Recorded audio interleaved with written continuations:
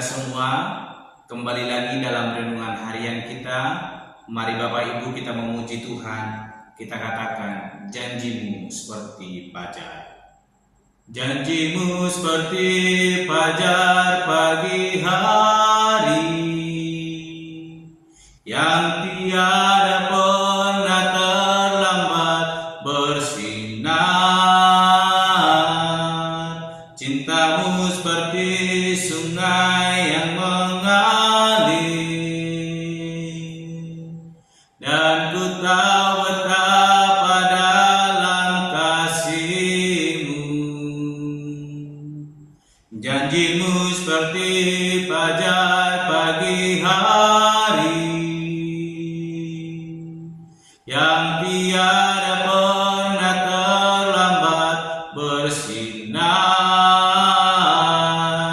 Cintamu seperti sungai yang mengalir, dan ku tahu betapa dalam kasih-Mu, dan ku tahu betapa dalam kasih-Mu. Amin. Mari Bapak Ibu kita membuka Alkitab kita dari kitab Kejadian pasal 36 ayat ke-9 sampai dengan ke-43. Demikianlah firman Tuhan. Inilah keturunan Esau, bapak orang Edom di pegunungan Seir. Nama anak-anaknya ialah Elipas, anak Ada istri Esau, Rehuel, anak Basmat istri Esau. Anak-anak Elipas ialah Teman, Omar, Jebo, Gaetam, dan Kenas. Timna adalah gundik Elipas, anak Esau. Ia melahirkan Amalek bagi Elipas. Itulah cucu-cucu Ada istri Esau. Inilah anak-anak Rehuel, Nahat, Jera, Syama, dan Misa. Itulah cucu-cucu Basmat istri Esau. Inilah anak-anak Oholibama istri Esau itu, anak-anak Gibeon. Ia melahirkan bagi Esau Yeus, Yaelam, dan Korah. Inilah kepala-kepala kaum Bani Esau.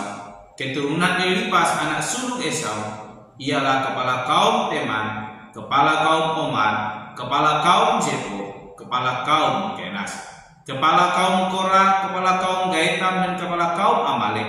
Itulah kepala-kepala kaum Elipas di tanah Edom. Itulah keturunan Ada. Inilah keturunan Rehuel anak Esau, kepala kaum Nahat, kepala kaum Jera, kepala kaum Syama, dan kepala kaum Misa. Itulah kepala-kepala kaum Rehuel di tanah Edom. Itulah keturunan Basmat istri Esau.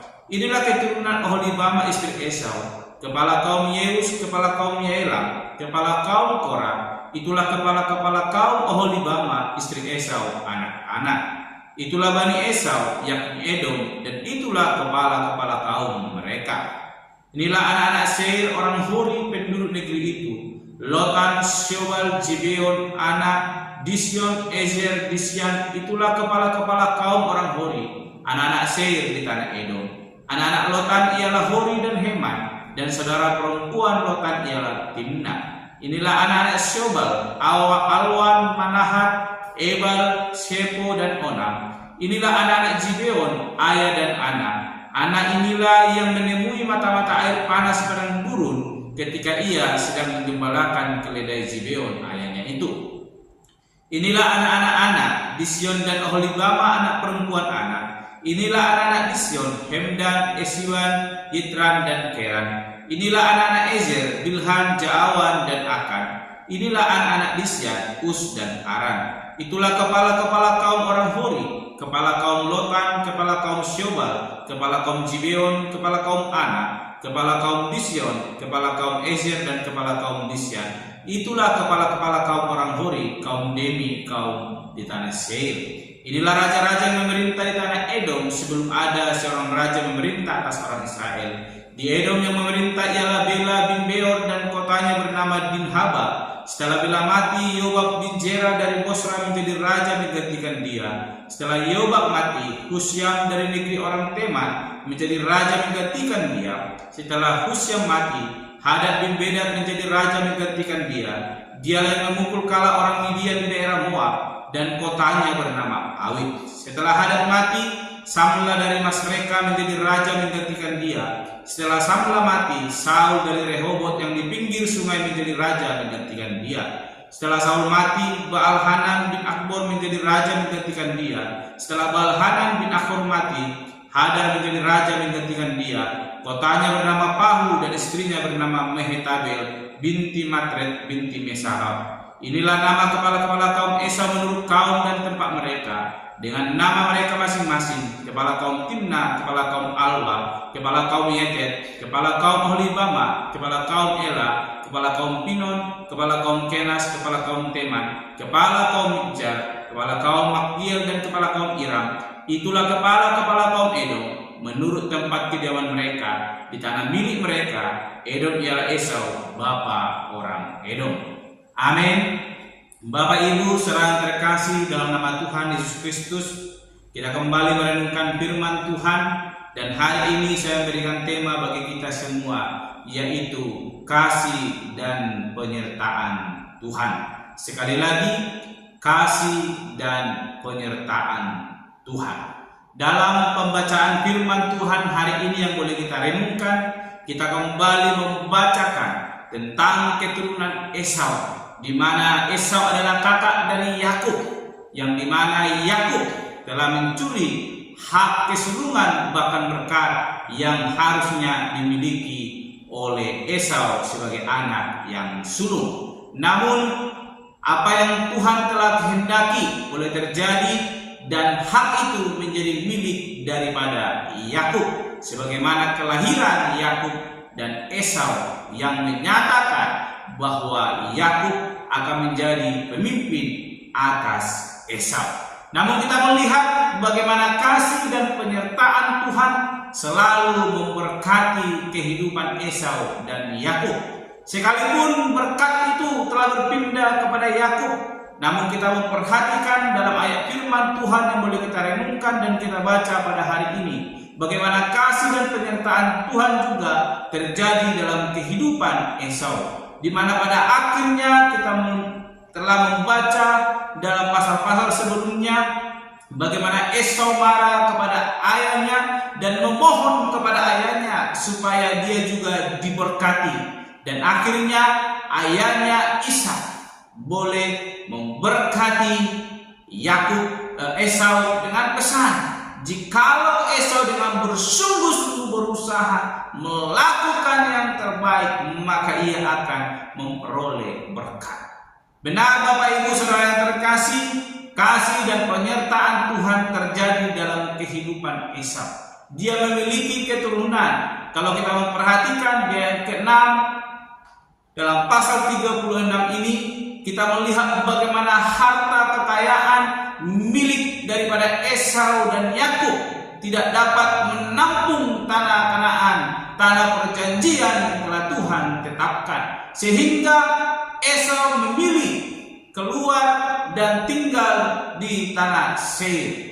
Bapak Ibu saudara-saudara yang terkasih di dalam nama Tuhan Yesus Kristus, kasih dan penyertaan Tuhan selalu ada menyertai kehidupan kita. Sekalipun Esau telah kehilangan berkat itu untuk tidak dapat menikmati kasih dan penyertaan Tuhan, tetapi ketika dia bersungguh-sungguh, kita memperhatikan dia mau memaafkan adiknya Yakub. Pertemuan mereka didasarkan oleh kasih persaudaraan, dan itu membuktikan bahwa Esau sudah semakin dipulihkan dan dia memiliki pengharapan kepada Tuhan. Dan ternyata dan terbukti kasih itu dan penyertaan itu juga dirasakan oleh Esau. Bukan hanya Yakub yang memiliki harta kekayaan atas penyertaan Tuhan yang menyertai hidupnya, Esau juga demikian. Dia mengalami kasih dan penyertaan daripada Tuhan. Bapak Ibu saudara-saudara yang terkasih di dalam nama Tuhan Yesus Kristus, kebenaran firman Tuhan hari ini mau mengajarkan kepada kita bahwa kasih dan penyertaan Tuhan tidak akan pernah meninggalkan kehidupan kita.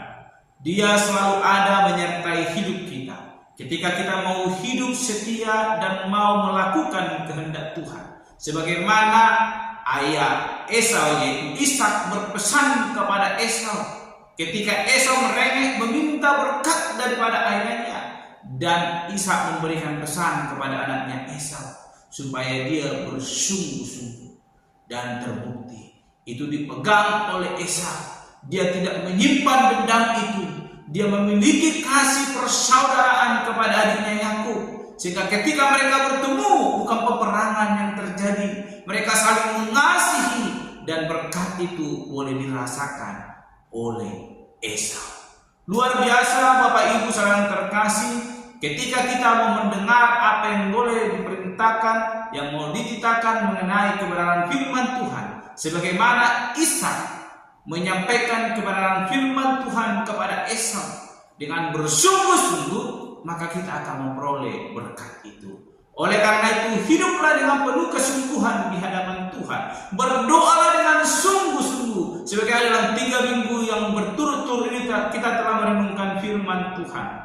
Bagaimana kita harus berdoa di hadapan Tuhan. Kita harus berdoa seperti Daniel. Kita harus berdoa seperti Hana. Kita harus berdoa seperti Elia, supaya kita mengalami kasih dan penyertaan Tuhan itu. Penyertaan Tuhan tidak pernah habisnya. Penyertaan Tuhan selalu ada melingkupi hidup kita. Ketika kita mau hidup setia dan bersungguh-sungguh melakukan kehendak Tuhan, maka kasih dan penyertaannya akan memberkati kehidupan kita. Sebagaimana kita melihat keturunan Esau menjadi kepala setiap kaum-kaum yang ada, itu membuktikan bahwa kasih dan penyertaan Tuhan juga melingkupi kehidupannya. Sekalipun berkat itu sudah jauh dari kehidupan Esau, sebab telah menjadi hak milik Yakub, tetapi Allah senantiasa memperhatikan hidupnya. Demikian dengan kehidupan kita. Jikalau hari ini kita merasa kehilangan berkat yang daripada Tuhan, hiduplah dalam kasih Tuhan, maka kasih dan penyertaannya akan selalu melingkupi hidup kita, menyertai kita, membuat kita semakin terpesona oleh karena kasih dan penyertaannya. Hiduplah dalam kasih dan penyertaan Tuhan dengan kesetiaan yang sungguh-sungguh mau melakukan kehendak Tuhan, maka kita akan menikmati kasih penyertaan Tuhan melingkupi kehidupan kita. Amin. Mari kita berdoa. Bapa Surgawi, kami kembali bersyukur untuk kebenaran firman Tuhan yang boleh kami renungkan, yang mengajarkan kami supaya kami boleh hidup setia di hadapan Tuhan, dan kami akan menikmati kasih penyertaan Tuhan sebagaimana Tuhan nyatakan kepada Yakub. Demikian juga Esau yang sudah kehilangan berkat itu, tetapi kehidupannya yang sungguh di hadapan Tuhan, ya bagaimana ayahnya Ishak mengingatkan dia, dan Tuhan boleh memberkati dia. Terima kasih, ajarkan Tuhan boleh hidup bersungguh-sungguh di hadapan Tuhan, sehingga kasih penyertaan Tuhan melingkupi kehidupan kami. Terpuji termulia Engkau Bapa. Di dalam nama Tuhan Yesus Kristus kami berdoa dan menutup renungan pada hari ini. Haleluya. Amin. Shalom Bapak Ibu. Tuhan Yesus memberkati. Janjimu seperti fajar pagi hari yang tiada pernah terlambat bersinar. Cintamu seperti sungai yang mengalir, dan ku tahu betapa